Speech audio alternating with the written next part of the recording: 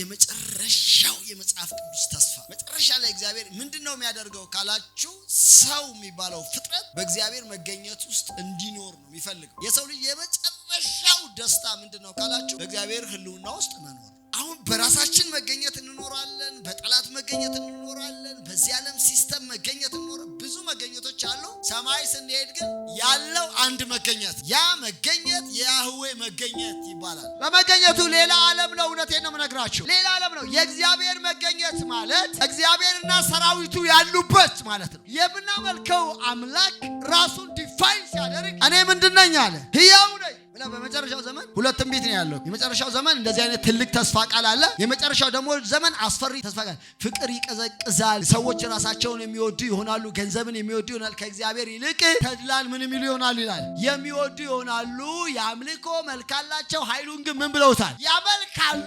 እኛ መካከል ያሸበሽባል፣ ያመልካሉ። ስታያቸው መልካቸው የምንድን ነው አለ? የአምልኮ መልክ አላቸው። የእግዚአብሔር ኃይል ግን ማኒፌስት አያደርግም በመካከላቸው። ግን በመገኘቱ ውስጥ መሆን ምን ይላል? ደስ ይላል። እንዴት ይወጣል? አምላክ ተገኝቶ ኤልያስን የሚያክል ታላቅ ነቢይ ተገኝቶ ሙሴን የሚያክል የተአምራት ሰው መጥቶ እንዴት ከዛ ይወጣል? ከዛ በኋላ ቆጣች እኮ ግርግር ነው። አስፈሪ እኮ ነው። ታዲያ እንዴት ይወረዳል? ስለዚህ ዶክትሪን ቢባል ማንኛውም ትምህርት ቢባል ወደ ሕያው አምላክ ሊያቀርበን ይገባል። ሕያውን አምላክ ካላገናኘን ምን ጥቅም አለው? ትምህርት እንማር ተባብለን ለምሳሌ ዝም ብዬ እውቀት ብነግራችሁ ምንም አይጠቅማችሁ። የሚጠቅማችሁ ሕያው የሆነውን አምላክ የሚያገናኛችሁን ነገር ከነገርኳችሁ ከተገናኛችሁ የፈለገ እየተደንቄበት በትምህርቱ ሕያውን አምላክ ግን ካላገናኘኝ ምንም አይጠቅመኝ። የትምህርት የመጨረሻው ግቡ ምንድን ነው? እግዚአብሔርን ማገናኘት አይደለም ወይ? ሰው ደረቅ አድርጎ ሰውን መፈንከቻ፣ ሰውን መደብደቢያ፣ ሰውን ሪጀክት ማድረጊያ ምናምን የሚደረጉት ትምህርት አቃቢያኑ የሚሆኑ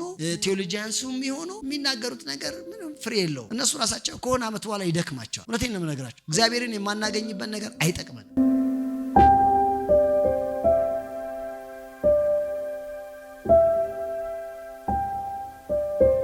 ዛሬ ማካፈላቸው የመጽሐፍ ቅዱስ ሐሳብ በመገኘቱ ውስጥ መኖር ነው። በእግዚአብሔር ሕልውና ውስጥ መኖር ገብቶ መውጣት ምናምን ሳይሆን በሕልውናው ምን ማለት ነው?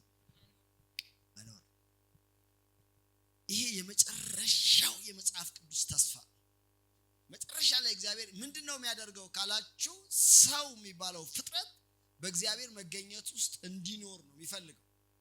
መጽሐፍ ቅዱስ ታውቃላችሁ፣ ራዕይ ምዕራፍ 21 ሁላችን የምናውቀው የመጽሐፍ ቅዱስ ሐሳብ አዲስ ሰማይና አዲስ ምድር ከሰማይ ሲወርድ ምን አልኩኝ አለ? አዲስቷ ኢየሩሳሌም ለባሏ እንደተሞሸረች ሙሽራ ከሰማይ ስትወርድ አየኋት ብሎ ይናገርና ከዛ መጨረሻ ላይ ሲያወራ አሮጌው ነገር አልፏል፣ አዲስ ነገር ሁሉ አዲስ ሆኗል ምናምን ካለ በኋላ የእግዚአብሔር ድንኳን በሕዝቡ መካከል ነች። እግዚአብሔር ድንኳኑን በሕዝቡ መካከል ያደርጋል። በመገኘቱ በሕልውና ውስጥ እንዲኖሩ ያደርጋቸዋል። የሰው ልጅ የመጨረሻው ደስታ ምንድነው ካላችሁ በእግዚአብሔር ሕልውና ውስጥ መኖር። ሌላ ምንም የተባረከው ተስፋችን የምንለው ይሄንን ነው እኮ፣ ሌላ ነገር እኮ አይደለም። አሁን በራሳችን መገኘት እንኖራለን፣ በጠላት መገኘት እንኖራለን፣ በዚህ ዓለም ሲስተም መገኘት እንኖራለን። ብዙ መገኘቶች አሉ። ሰማይ ስንሄድ ግን ያለው አንድ መገኘት ነው። ያ መገኘት የያህዌ መገኘት ይባላል። ሃሌሉያ፣ ክብር ለኢየሱስ ይሁን። በዛ መገኘት ውስጥ በሽታ የለ፣ ረሃብ የለ፣ ጉስቁልና የለ፣ መራቆት የለ፣ ምሬት የለ፣ ሐዘን የለ፣ ለቅሶ የለ፣ ጩኸት የለ። ገብቷቸዋል ወይ? ይሄንን እግዚአብሔር በእስራኤል ጉባኤ መካከል በምሳሌ አሳይቷል። ሁላችሁም እንደምታውቁት 12 ነገድ አለ። በ12ቱ ነገድ በአራት ማዕዘን ላይ ተቀምጧል። ሶስት ነገድ ሆኖ የተቀመጠው የእግዚአብሔር መቅደስ ወይንም መገናኛው ድንኳን በመካከላቸው አለ። እግዚአብሔር በቅድስተ ቅዱሳን ውስጥ አለ። ደመናው በላይ ይታያል። በጌታ በኢየሱስ ስም ይሄ ይሁንላችሁ። ቤታችሁ ውስጥ ይሄ ይሁን። ስትወጡ፣ ስትገቡ፣ ስትራመዱ፣ ስታገለግሉ፣ ስትሰሩ በእግዚአብሔር መገኘት ውስጥ ሆኖ ይሁንላችሁ። የእግዚአብሔር የመጨረሻው ፕላን ስለሆነ ነው የምነግራችሁና እግዚአብሔር አምላክ በሕዝቡ መካከል ቅድስተ ቅዱሳን ውስጥ ተቀምጦ ደመናው በመካከላቸው ይታያቸው ነበረ። በመካከላቸው በሽተኛ አልነበረ። ልብሳቸው አላረጀም፣ ጫማቸው አላለቀም፣ እግራቸው ያንን ሁሉ መንገድ እየሄዱ ምን አላለም? አላበጠም ነበረ። እግዚአብሔር ስሙ ይባረክ። ሚስጥሩ ምንድነው ከተባለ ያህዌ በመካከላቸው ተቀምጧል። ኢየሱስ ጌታ ነው። እግዚአብሔር በሕይወታችሁ ላይ እንደዚህ ይቀመጥ። በሽታን እያስወገደ ጉስቁልናን ይውላችሁ። እውነቴን እኮ ነው የምነግራችሁ። በጣም ብዙ መጥፎ ነገር በእስራኤል መካከል ነበረ። መጽሐፍ ቅዱስ ግን የመጨረሻውን ምስክርነት ሲሰጥ እግዚአብሔር በመካከላቸው ሲኖር ተገኝቶ ሲኖር ምስክርነት የተጻፈ ምስክርነት ነው። ልብሳቸው ለ40 ዓመት ምን አላለም አለ አላረጀባቸውም። ጫማቸው አላለቀም። ያንን ሁሉ መንገድ ሲዞሩ እግራቸው ምን አላለም አለ አላበጠም። በመካከላቸው በሽተኛ አልነበረም። አይደለም ወይ? ይሄ እኮ አንተ የምታወራው የአዲስ ኪዳን አይደለም፣ የብሉይ ኪዳን ዘመን እኮ ነው የምታወራው ካልክ አዲስ ኪዳን ላይ መጽሐፍ ቅዱስ የሚናገረው በመካከላቸው አንድም ችግረኛ አልነበረም። ምክንያቱም እግዚአብሔር በመገኘቱ በሕልውናው በእነሱ መካከል በኃይል ይንቀሳቀስ ነበረ። በጌታ በኢየሱስም የእግዚአብሔር መገኘት በላያችሁ ላይ ይሆን። ላለንበት ችግር ካለንበት ሁኔታ ለመውጣት ላለንበት ችግር መፍትሄ የሚሆን ነገር የምትፈልጉ ከሆነ በእግዚአብሔር መገኘት ውስጥ መኖር በሕልውናው መኖር ነው። እግዚአብሔር ስሙ ይባረክ። ሃሌሉያ። ዛሬ ባርካችኋለሁ። የእግዚአብሔር መገኘት በላያችሁ ላይ ይሆንባችሁ። እግዚአብሔር ሰውን የመጨረሻ ሲወደው የመጨረሻ ሲያከብረው ለማድረግ የፈለገው ነገር ምንድነው? ከሰው ጋር መኖር። አማኑኤል የሆነውን ኪዳን ምን ማለት ነው? መፈጸም ነው። እግዚአብሔር ከማን ጋር ነው? ከሰው ጋር። ይሄ እኮ ነው አማኑኤል ማለት እግዚአብሔር ከኛ ጋር ነው። ይሄንን እኮ ነብዩ ሲተነብየው ወደፊት እንደዚህ ይሆናል አማኑኤል ነው የሚሆነው እግዚአብሔር ከሰው ጋር በምድር ላይ ይኖራል ሲል ራሱ ነብዩ እየተደነቀ ነው። እንዴት ሰማይና ምድርን የፈጠረ የሚታይ የማይታየውን ዓለም የሰራ ደግሞ በሲና ተራራ ላይ ሲገለጥ ያነደደው ያ አምላክ እንዴት ከሰው ጋር ሊኖር ቻለ? እንዴት አማኑኤል ይሆናል? እኮ በጣም ትልቅ ምስጢር ነው። እግዚአብሔር ስሙ ይባረክ። እግዚአብሔር በመገኘቱ ከኔ ጋር ነው በሉ እስቲ። ዛሬ በጌታ በኢየሱስም ይሄ ይሁንላችሁ። የጠላት የዲያብሎስ መገኘት ሳይሆን የሆነ ነገር መገኘት ሳይሆን የእግዚአብሔር መገኘት ዙሪያችሁን ይክበበው። ይሄ የጠላት መገኘት እኮ አለ። ጠላት እኮ በሰው ዙሪያ እኮ ይኖራል አይደለም ወይ? ሲኖር ምን ያደርጋል? በሽታን ይጥላል፣ ጉስቁልናን ይጥላል፣ ፍርሃትን ይጥላል፣ ጥርጣሬን ይጥላል፣ ክፋትን በሰዎች ላይ ይጥላል። በእነሱ ዙሪያ ካለ እግዚአብሔር በዙሪያችሁ ካለ ግን ፕሮቴክሽን አላችሁ፣ አቅርቦት አላችሁ። እግዚአብሔር ስሙ ይባረክ። ዛሬ ጸልያለሁ፣ እግዚአብሔር በመገኘቱ ይባርካቸዋል። ስለዚህ ለእግዚአብሔር መገኘት ነው፣ በመገኘቱ ውስጥ መኖር ነው ዛሬ መሰብከው። የእግዚአብሔር ቃል በሉቃስ ወንጌል ምዕራፍ 9 ከቁጥር 28 ጀምሮ ያለውን እግዚአብሔርን ቃል አነባለሁ። ከዛ በኋላ በዛ ላይ ጥቂት ነገር እናገራለሁ። ከዛ ግን መገኘቱ የሚባለው ነገር የምንናገርለት ብቻ ሳይሆን በሕይወታችን ፕራክቲስ የምናደርገው ነው፣ የምንለማመደው ነው። እግዚአብሔር ስሙ ይባረክ። የሆነ ሰው ዛሬ ልብስ ይቀይራል። የክብር ልብስ ትለብሳላችሁ። የመገኘቱን ልብስ ትለብሳላችሁ። ሃሌሉያ። እናንተ ግን ኢየሱስን ምን ብላችሁታል ይላል? ለብሳችሁታል። እግዚአብሔር እስከዚህ ድረስ ለሰው ልጆች ፈቃድ ሰጥቷል። ዳግመኛ ለተወለደው ሰው ኢየሱስን ለብሶ መግባት መውጣት ይችላል። ኢየሱስ የክብር ልብሴ ነው በሉ። አይዟችሁ። አዎ ኢየሱስ ከናንተ ጋር ከሆነ ዛሬ የሆነ ሰው ዛሬ ከራሱ ወጥቶ ኢየሱስን የክብር ልብስ አድርጎ ለብሶት ይንቀሳቀሳል። የሚያያችሁ ሁሉ ኢየሱስን በእናንተ ይመለከታል። ሃሌሉያ። ኢየሱስ ያድናል። ኢየሱስ ከእናንተ ጋር ከሆነ ጠላት እኮ በቃ አይቷችሁ ይፈራችኋል፣ ያውቃችኋል፣ ይፈራችኋል። እግዚአብሔርን ቃል ላንብብ። ቁጥር 28 ምዕራፍ 9 ሉቃስ ወንጌል። ከዚህም ቃል በኋላ 8 ቀን ያህል ቆይቶ ጴጥሮስን፣ ዮሐንስን፣ ያዕቆብን ይዞ ሊጸልይ ወደ ተራራ ወጣ። ሲጸልይም የፊቱ መልክ ተለወጠ፣ ልብሱም ተብለጭልጮ ነጭ ሆነ። እነሆም 2 ሰዎች እነርሱም ሙሴና ኤልያስ ከእርሱ ጋር ይነጋገሩ ነበረ። በክብርም ታይተው በኢየሩሳሌም ሊፈጸም ስላለው ስለመውጣቱ ይናገሩ ነበር። ነገር ግን ጴጥሮስና ከእርሱ ጋር የነበሩ እንቅልፍ ከበደባቸው። ነቅተው ግን ክብሩን ከእርሱ ጋርም ቆመው የነበሩትን ሁለት ሰዎች አዩ። ከእርሱም ሲለዩ ጴጥሮስ ኢየሱስን አቤቱ በዚህ መሆን ለኛ መልካም ነው። አንድ ለአንተ፣ አንድ ለሙሴ፣ አንድ ለኤልያስ 3 ዳሶችን እንስራ አለው። የሚለውንም አያውቅም ነበር። ይህንንም ሲናገር ደመና መጣና ጋረዳቸው። ወደ ደመናውም ሲገቡ ሳሉ ፈሩ። ከደመናውም የመረጥኩት ልጄ ይህ ነው፣ እርሱን ስሙት የሚል ድምፅ መጣ። ድምፁም ከመጣ በኋላ ኢየሱስ ብቻውን ሆኖ ተገኘ። እነርሱም ዝም አሉ። ካዩትም ነገር በዚያ ወራት ምንም ለማንም አላወሩም ብሎ የእግዚአብሔር ቃል ይናገራል። ክብር ለጌታ ለኢየሱስ ይሁን። እንግዲህ ከዚህም ነገር በኋላ የሚለው የእግዚአብሔር ቃል የተናገረው ነገር አለ። ኢየሱስ ከዚህ ከፍ ስትሉ ማንም ሰው እኔን ሊከተለኝ የሚወድ ቢኖር ራሱን ይካድ፣ መስቀሉን ተሸክሞ ዕለት ዕለት ምን ይበለኛል? ይከተለኝ። ማቴዎስ ወንጌል አሁን እያስተማርኩ ነው አይደል? ኦልሞስት ጨረስን አይደል?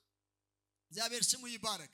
የማቴዎስ ወንጌል ምዕራፍ 5 ምዕራፍ 6 ምዕራፍ 7ን በሚደንቅ አይነት ሁኔታ ሐሙስ እየተማርን ነበረ። ጨርሰን በአሁኑ እንደውም ለ2 ሰዓት ምናምን ጉዳይ ላይ ጨረስን። 10 ጉዳይ አካባቢ ለሁሉም ሰው ጸልዬ ለዛው ለመጡት በሙሉ ጸልዬ ነው የጨረስን። በጣም ደስ የሚል ጊዜ ነው የነበረው።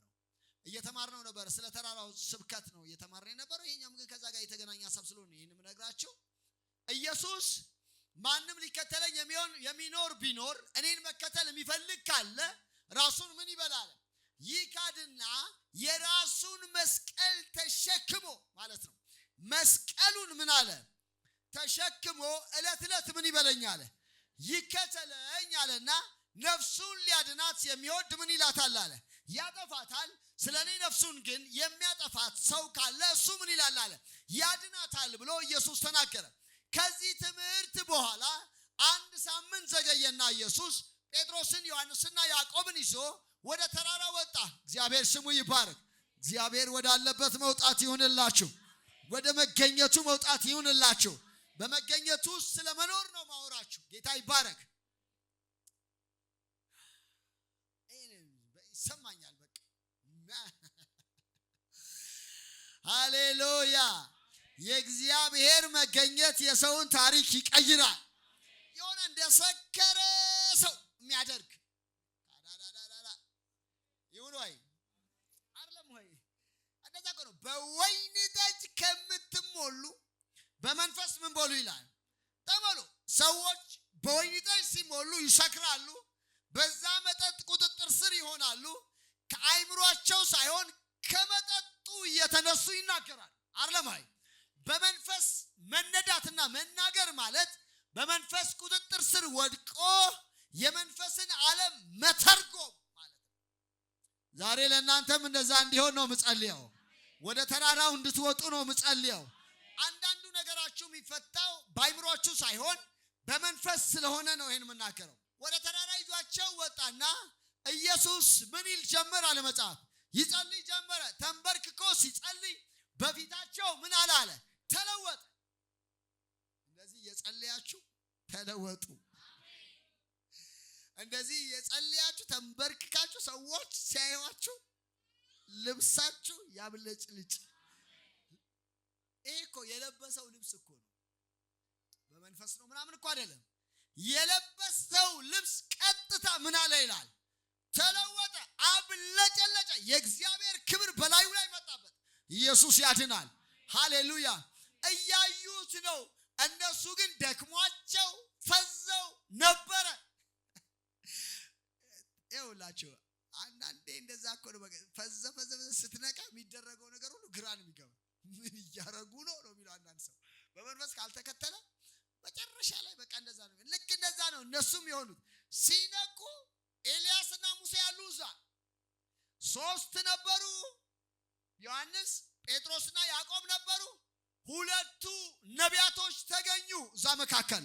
እንደዚህ አይነት መገለጥ ውስጥ መገኘት ይሁንላችሁ በጌታ በኢየሱስ ስም። እኛ ዝም ብለን ስለምናነበው እንጂ በጣም እኮ ድንቅ ነገር እኮ ነው። ከብዙ ዓመት በኋላ የሄዱ ሰዎች በኢየሱስ የጸሎት ሰዓት ላይ መጡ። ምን ድንቅ ነገር ነው! ኤልያስ የለም፣ ሙሴ የለም። ነገር ግን ኢየሱስ ሲጸልይ ግን አባቱ ምስክርነት ከመስጠቱ በፊት እነዚህ ሰዎች መጡና ስለሚመጡት ቀናቶች ትንቢት ምን ይሉ ነበር አለ? ይናገሩ ነበር። በነገራችን ላይ ሙታን የሞቱት ለኔና ለናንተ እንጂ የእግዚአብሔር ልጆች የሆኑ ሙታት የሞቱት ለኔና ለናንተ እንጂ ለእግዚአብሔር አልሞቱም። አይደለም ወይ? ለኛ ሞተዋል። ለመለኮት ግን ምን አላሉ? እግዚአብሔር መጣና ይኸውላችሁ ይሄንን የተናገረው ጌታ ኢየሱስ ነው። የተገለጠው ደግሞ ዘጸአት ምዕራፍ 3 ላይ ነው። የአብርሃም የይስሐቅ የያዕቆብ አምላክ ነኝ ብሎ ሲናገር የሕያዋን አምላክ እንጂ የሙታን አምላክ እንዳልሆነ ምን ብሏል አለ? አብርሃም ሞቷል፣ ይስሐቅ ሞቷል፣ ያዕቆብ ሞቷል። እግዚአብሔር ግን መጥቶ ዛሬም ለሙሴ ሲያወራው እኔ የማን አምላክ ነኝ አለው? የአብርሃም የይስሐቅ የያዕቆብ አምላክ ነኝ ብሎ ተናግሯል። ስለዚህ አብርሃም፣ ይስሐቅ፣ ያዕቆብ ለእግዚአብሔር ምኖች ናቸው እያለ ነው። ሕያዋን ናቸው አሉ በእግዚአብሔር ዓለም ውስጥ። ስለዚህ ምን ያደርጋሉ? ይተነብያሉ። ማካታያ ለሆነ ሰው እኔ ዛሬ እናገራለሁ። አብርሃም እንዲተነብይለት ነው ምናገረው። ካዶሽያ ይተነብያሉ። መነኝኔ ይተነብያል። ሲተነብይ ደግሞ የሚናገረው ነገር መሬት ላይ ወድቅ ታውቃለህ።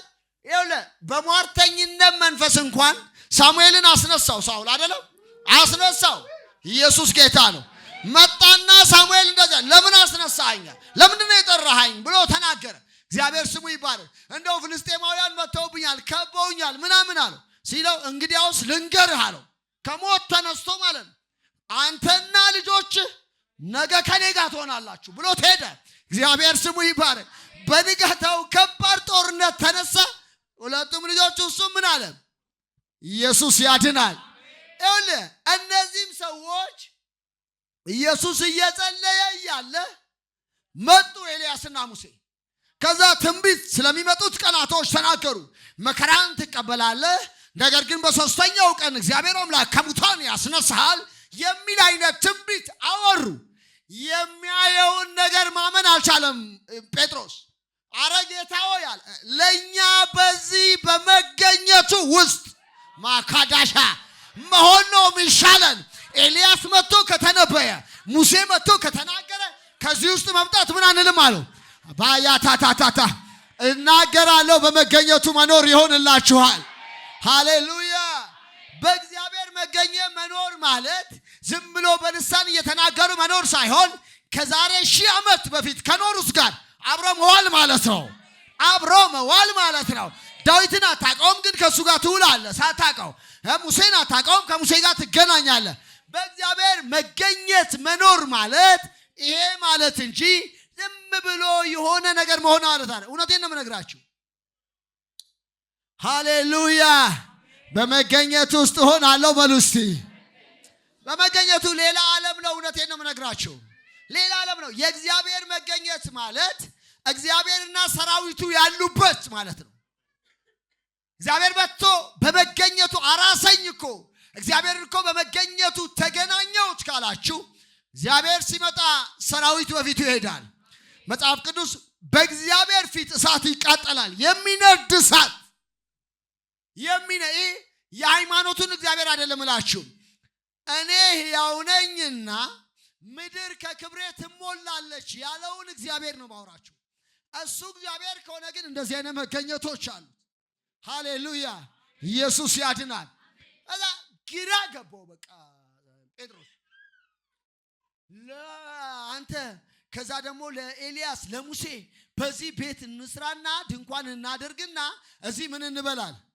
በመገኘቱ መኖር ለኛ ምንድነው? ኦኬ ነው፣ ተራራው ላይ ነው አለ። ኢየሱስ ያድናል። ሃሌሉያ። ከዛ ወዲያው ደግሞ ደመና ሸፈናቸው አለ ካባሳታ። ሃሌሉያ። እንደዚህ አይነት ትዕይንት በአዲስ ኪዳን ነው የሆነው።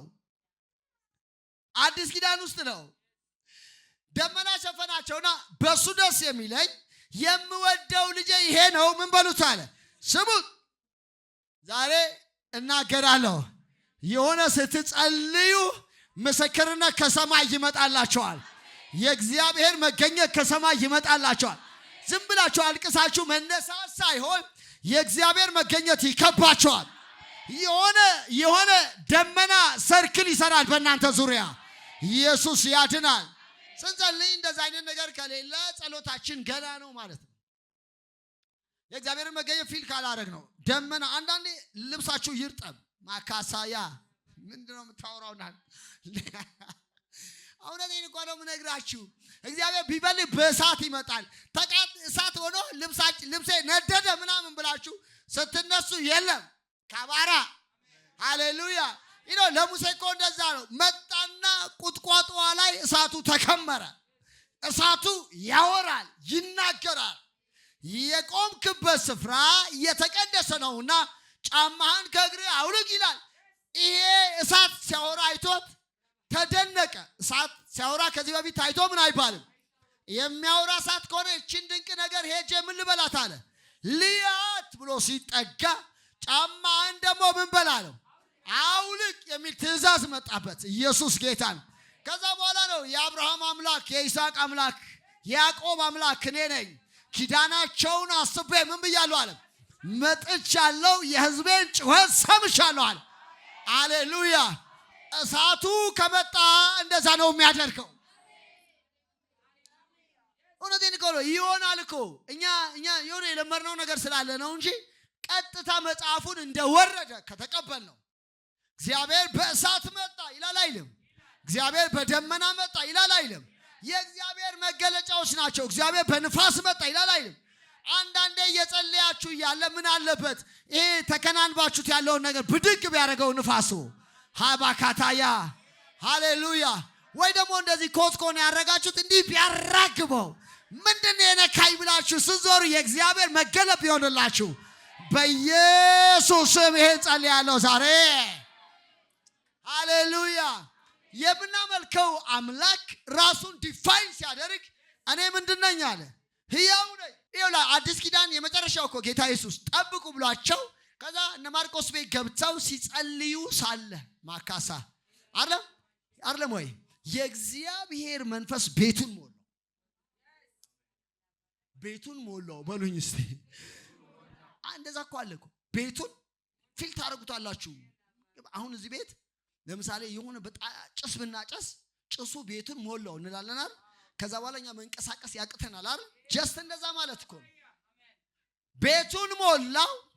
ከዛ እዛ ቤት ያሉት ላይ ሁሉ የተቆራረጡ የእሳት ልሳናቶች ምን አሉባቸው ይላል ተቀመጡባቸው። መንፈስ እንደሰጣቸውም በአዲስ ቋንቋ ምን ይሉ ነበር አለ መንፈስ ነው የሚሰጠው። ይናገራሉ ዣካዳባሻዳ ምናምን ይላሉ። የሆነ ሰክረዋል፣ ተለውጠዋል። አካባቢው በድምጻቸው ተናውጧል። አሁን ይሰማል እኮ እዛ አይደለም ወይ? በቃ ምን ጉድ ነው ብሎ ሲመጡ ሻካራ ባራማና ምን እያልን የወደቅን ከፈለገ ወንበሩን ስርዓት የለም እንደሚል ሰው ስርዓተው ግድ የለም ለመንፈስ ልቀቅ ራስን። ኢየሱስ ጌታ ነው። ሃሌሉያ። እንደ ሌላ ሰው ሲሆኑ አይ ይሄ ነገር ኖርማል አይደለም፣ ይሄ ነገር ወይን ጠጅ ጉሽ የሚያውቅ ሰው በሚያውቀው አይደለም የሚተረጉመው። በሚያውቁት ነገር እነሱ ያውቁታል። ጉሽ ሲሆን እንዴት እንደሚያደርግ ያውቁታል። ይሄን ሳታውቁት አትሉማ አይደለም ወይ?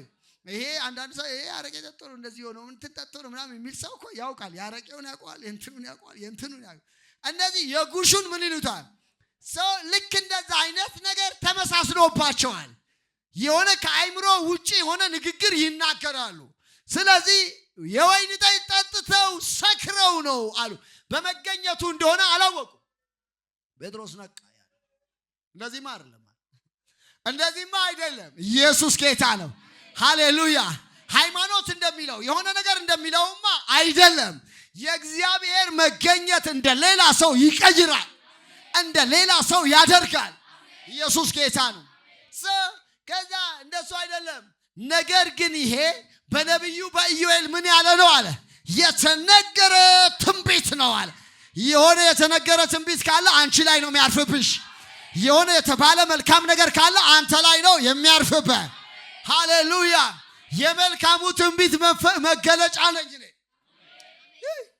መልካም ትንቢት አለ እኮ አይደለም ወይ? በመጨረሻው ዘመን እግዚአብሔር በሴቶችና በወንዶች ልጆቼ ላይ ከመንፈሴ ምን እላለሁ አለ። በቃ የዚህ ትንቢት መገለጫው እኔ ራሴ ነኝ።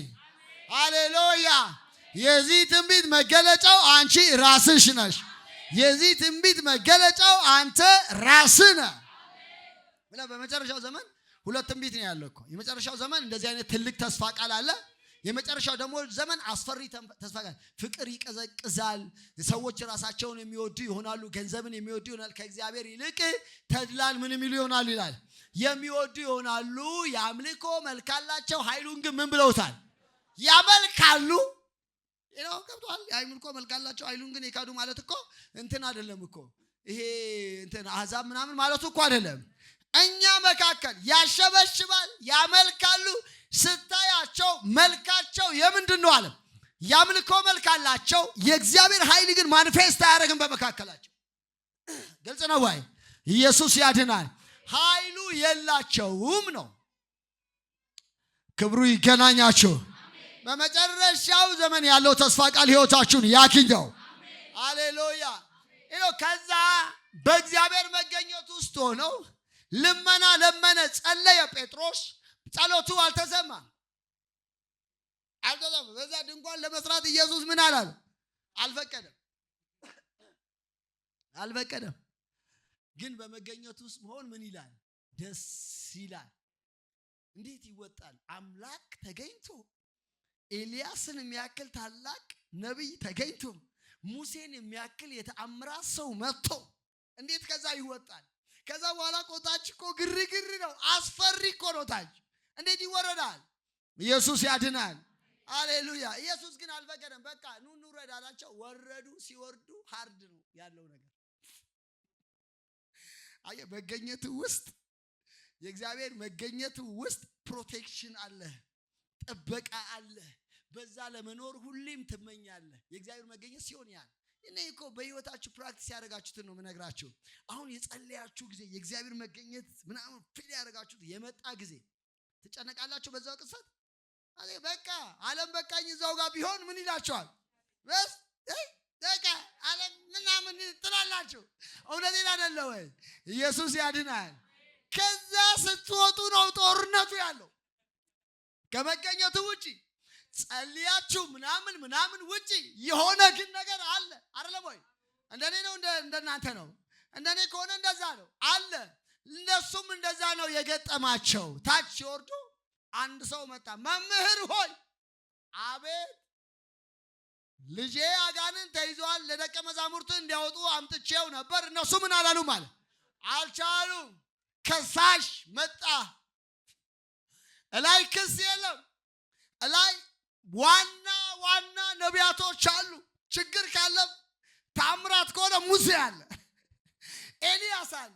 እታች ግን የማይችሉ ደቀ መዛሙርት ነው ያሉት። እታች ላይ ማስወጣ ኢየሱስ ራሱ ተናዶ ይሄ ጠማማ ትውልድ እስከ መቼ እኔ ከእናንተ ጋር ሆናለሁ?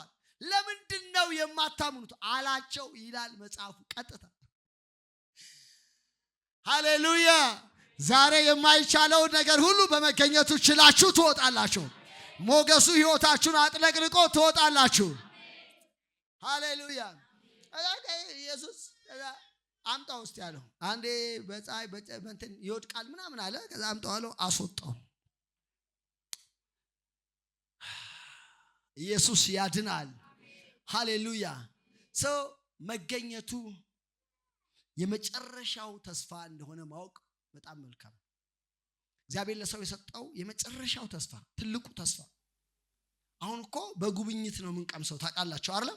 በጉብኝት ነው። እግዚአብሔር በእኛ ውስጥም ቢሆን እንኳን አሁን በጉብኝት ነው የምንቀምሰው። ሄደን በሙላት የመለኮትን ዓለም እንኖረዋለን እኮ። እግዚአብሔር ማደሪያውን በሕዝቡ መካከል ያደርጋል። ከዛ በኋላ እኛ ኢንጆይ እናደርጋለን። ክብር ለኢየሱስ ይሁን። ያንን መገኘት እኮ አሁን ግን በስደት እንዳለ ሰው እንደሚጎበኝ ሰው ነን። ስለዚህ መገኘቱ የሚባለውን ነገር፣ ህልውናው የሚባለውን ነገር ወይንም በህልውናው መኖር የሚባለውን ነገር የመጨረሻ ተስፋ እንደሆነ ማወቅ ያስፈልጋል። እግዚአብሔር አምላክ ከዚህ በላይ ለሰው ልጅ ተስፋ ሊሰጠው ምን አይልም። የሰጠው ተስፋ ከኔ ጋር ትኖራለህ። እዛ ሄደ ሌላ የለም ብትል አይሰራም። ተጨማሪ የለም እኔ ነኝ ያለሁት ይላል። አረባይ እግዚአብሔር ካለ ደግሞ ሁሉ ይሄ ኒድ ጉለት የሚባለው ነገር እኮ እዚህ ወደቀ ዓለም ውስጥ ስለምንኖር ታውቃላችሁ አይደል? ምግብ በምንበላው ለምሳሌ ምግብ ዋነኛ ስራው ምንድነው? ለሰው ኃይል መስጠት ነው። ፓወር ነው አይደል? ሌላ ነገር እኮ የለውም። ኃይል ነው የሚሰጠው ምግብ አይደል? ከዛ የዚህ ደግሞ ኢነርጂ ሁሉ ጊዜም አላቂ ነው። እዚህ ምድር ላይ ያለ የፈለገ ብትፈልጉ የኒውክሊየርን ተጠቀሙት ኢነርጂ አላቂ ነው አይደል? ሰማይ እንደዚህ አይነት ኢነርጂ እግዚአብሔር ኃይላችን ነው። በእኛ መካከል ይኖራል። ለመኖር ሌላ ኃይል ምን አይለንም፣ አያስፈልገን። እንበላለን፣ እንጠጣለን። አንዳንድ ሰው እኮ እንደዛ ነው የሚመስል። ምግብ የለም እዛ ምናምን ይላል። ፖዳለሽ አለ እንበላለን፣ ግን እንደዚህ አይነት አይደለም። ይሄኛው ለኃይል ነው የምትበላው። ስለዚህ ኢነርጂው ያልቃል፣ ይጨምራል፣ ያልቃል፣ ይጨምራል። ለነዛ ነው የምንበላው። እዛ እንበላለን፣ ለህይወት ነው የምንበላው። ታውቃለህ? እግዚአብሔር አምላክ በጣም ምን አይነት ፍቅር ምን አይነት አምላክ እንደምናመልክ ማወቅ አለብን። እግዚአብሔር በኤደን ገነት ውስጥ 2 ዛፍ አስቀመጠ። አንደኛው ዛፍ የህይወት ዛፍ ነው። አንደኛው ዛፍ ደግሞ የእውቀት ዛፍ ነው። ክፉና ደጉን የሚያሳውቀው ዛፍ። 2 ዛፎች ናቸው የነበሩት እና ሰውን ከዚህ ከክፉና ደጉን ከሚያስታውቀው ዛፍ ምን እንዳትላል ህይወትን ዛፍ አልከለከለውም። የከለከለው የምንን ዛፍ ነው? የእውቀትን ዛፍ ነው የከለከለው። ከዛ ሰውየው ሄደና የእውቀትን ከዛ በፊት ያንን ዛፍ የህይወትን ዛፍ አይ ቲንክ ይበላል ነበር ብዬ ነው የማስበው፣ ምክንያቱም የተፈቀደለት ስለሆነ። ይሄኛውን ግን ምን እንዳትል ብሎታል? እንዳትበላ ብሎታል። ከዛ በኋላ ግን ሰውየው መቼም ሰው የተከለከለውን ይወድ የለ አይደለም ወይ? ይወደዋል። በቃ እና ሄደና በላ። ከበላ በኋላ እግዚአብሔር መቼም በጣም ስለራራለት መጣና ሰው አለ ክፉና ደጉን የህይወት ዛፍ ማን ነው? የእውቀትን ዛፍ በልቷል። በዚህ ምክንያት ደግሞ ክፉና ደጉን በማወቅ ከኛ እንዳንዱ ሆኗል። አሁንም ደግሞ አለ እግዚአብሔር ተመልሶ ሄዶ የህይወትን ዛፍ እንዳይበላና ለዘላለም እንዳይኖር። ገብቷችኋል? ሞት በውስጡ ይዞ ለዘላለም ኖረ ማለት ዲመን ሆነ ማለት ነው። አጋንንቶችን ሆነ ማለት ነው። ገብቷችኋል? ከእግዚአብሔር ጋር መኖር አይችልም ማለት ነው። ከዛ በኋላ እንዳይኖር እንዳይበላ የህይወትን ዛፍ ከገነት ምን እንበለዋል? ከዛ ተሸፈነ፣ ተጋረደበት በኪሩቤል ማለት ነው። ግልጽ ነው ማወራው። ግን የሚበላ ነገር የደንገነት ውስጥም ነበር አይደል? የህይወት ዛፍ ይበላ ነበር። መንግስተ ሰማይም ላይ ሄደን እንበላለን። በአባታችን በእግዚአብሔር ማዕድ ዙሪያ እንቀመጣለን። እውነቴን ነው የምነግራችሁ። ዝም ብሎ ንፋስ እንዳይመስል ሀገር ነው የምትሄድበት። ገብ ስትል እልም ያለ ከተማ ነው የምትገባው። አይተው የማታውቀው አይነት ዲዛይን ታያለህ። ዋው ትላለህ። ህይወት ያለበት እንደዚህ አይነት መሰለ እንዴ? ኢየሱስ እኮ ነው ስፍራ አዘጋጅላችሁ ዘንድ ምን እላለሁ አለ። እኔ ባለሁበት ደግሞ እናንተ ትኖራላችሁ። ኢየሱስ ዲዛይን ያደረገው ኢየሱስ የሰራው ከተማ አለ። አብርሃም እኮ በዚህ ከልጆቹ ጋር እንደ ምጻተኛ ኖረ፣ በድንኳን ኖረ። መሰረት ያላትን እግዚአብሔር የሰራትን ከተማ ምን ይላል አለ ይጠባበቅ። እግዚአብሔር የሰራው በጣም ሌክጀሪ ከተማ አለ። እዛ ይኸውልህ ዝም ብሎ ተሰብስበን ሜዳ ላይ እንደዚህ ነጫጭ ልብስ ለብሰን አሜን ምናምን እንደዛ እኮ አይደለም። ሀገር ቤት ነው የምንሄደው። ሀገር ቤት እኮ ማለት ኦሪጂንክ ያለበት ማለት ነው አይደለም ወይ? ይኸውላችሁ አሜሪካን ያሉ ሰዎች ሀገር ቤት እኮ ምናምን ይናፍቃሉ አይደለም? ኦሪጂናቸው የት ስለሆነ ነው? ሀገራቸው ስለሆነ ነው። ያ እኮ ጥሩ ነው፣ ግን ደግሞ ኦሪጂናቸው የት ነው? እኛ ኦሪጂናችን ያለው የእግዚአብሔር የሰራው ከተማ ነው። ሃሌሉያ! ለዛ ነው እኮ ሀገራችን የሚናፍቀን ምንፈልገው መኖር። ሰው እዛ ይበላል። ያንን እንደ ሳምፕል እግዚአብሔር ለእስራኤል ልጆች መጽሐፍ ቅዱስ ሲናገር እስራኤል ይልና የመላእክትን ምግብ ምን አሉ ይላል። የማንን ምግብ በሉ? የምን ምግብ በሉ? መልአክ ምን ይላሉ? ይበላሉ። ሲሪየስ ነው የምነግራችሁ። ሀገር ነው፣ ይኖራል፣ ይበላል፣ ይጠጣል። በእግዚአብሔር ደስተኛ ትሆናላችሁ። ኢየሱስ ጌታ ነው። ሃሌሉያ! ፊታችሁ ያበራል። እዛ ግልጽ ነው። ክብር ለጌታ ለኢየሱስ ይሁን። ስለዚህ የመጨረሻው ተስፋችን የእግዚአብሔር መገኘቱስ ምን ማለት ነው? መኖር ነው። በቃ እግዚአብሔር ለሰው ልጆች የሰጠው የመጨረሻው እድል እኛ የዳንን ካልዳኑት የምንለይበት ከእንስሳ ኢቭን የምንለይበት የመጨረሻው እድላችን ምንድን ነው? ከእግዚአብሔር ጋር መኖር፣ ሌላ ነገር አይደለም። ያ ደግሞ የእግዚአብሔር መገኘት ተብሎ ምን ይባላል? ይጠራል። የመገኘቱ ጥቅሞችን ትንሽ ነገር ልንገራችሁ። በዛው መገኘቱ ስትኖሩ በጣም ጥቅም አለው። ዳግመኛ ተወልዳችኋል። አዎ። ለቤዛነት ቀን ታትማችኋል። አዎ። ቅዱሱ መንፈስ በእናንተ ውስጥ አለ። አዎ። ከዛ አልፎ ግን በእግዚአብሔር መገኘት ውስጥ መኖር ወይንም በመንፈስ ቁጥጥር ስር መኖር የተለየ ሌላ ነገር ነው። መጽሐፍ ቅዱስ ሲናገር ጳውሎስ ነው የሚናገረው። እንደዚህ አለ። ለቆሮንቶስ ሰዎች ነው የሚላቸው፣ እናንተ የእግዚአብሔር መንፈስ እንዳለባችሁ የእግዚአብሔር ቤተ መቅደሶች እንደሆናችሁ አታውቁምን? ምን ማለት ነው? ልክ ነው፣ መቅደስ ናቸው። የእግዚአብሔር መንፈስ በውስጣቸው አለ። ነገር ግን ሰዎቹ የእግዚአብሔር መንፈስ በውስጣቸው እንዳለ እንኳን ምን አይሉም፣ አታውቁም እንዴ ብሎ ምን ይላቸዋል? ያነሳሳቸዋል እንዲያውቁ ማለት ነው። ስለዚህ ሰው በዚህ አይነት ጉለት ውስጥ ሊኖር ይችላል። የእግዚአብሔር መንፈስ ይብን በውስጡ እንዳለ ሳይረዳ ሊወጣ ሊገባ ምን ይላል ይችላል። ደግሞ በመንፈስ ቁጥጥር ስር እንደ ሰካራም ስታወሩት ራሱ ገና እግዚአብሔር ይመስገን ሻካካ ሞሳታ ምናምን ብሎ ማለት ነው። እውነቴን እኮ ነው። አንዳንድ ሰው ታለ የመንፈስ ጉለት ያለበት ሰው ወይንም ከመገኘቱ ውጪ የሆነ ሰው ምንድነው የሚለው? እንዴት ነህ ስትሉ ምን ሰላም አለ እዚች ሀገር ውስጥ እየኖርን እዚህ ሀገር ይሄ ሀገርማ ይላል አይደል? ይሄ ምንድነው? አልሰከረም። አገሩን ያያል ማለት የሰከረ ሰው ይለ ስለ ሀገር ብትለ እኔ ምን አገባኝ ነው የሚለው። ምን አገባኝ እኔ ምን አገባኝ ከፈለገ ምናምን ነው የሚለው አይደል? ስለዚህ ዓለም ፎከስ የለውም አይደለም ወይ? በዛ ስካር ውስጥ ነው ያለው። ገብቷችኋል? ኢየሱስ ያድናል። ሃሌሉያ። ዛሬ እንደዛ መስከር እንዲሆንላችሁ ነው ብጸልየው።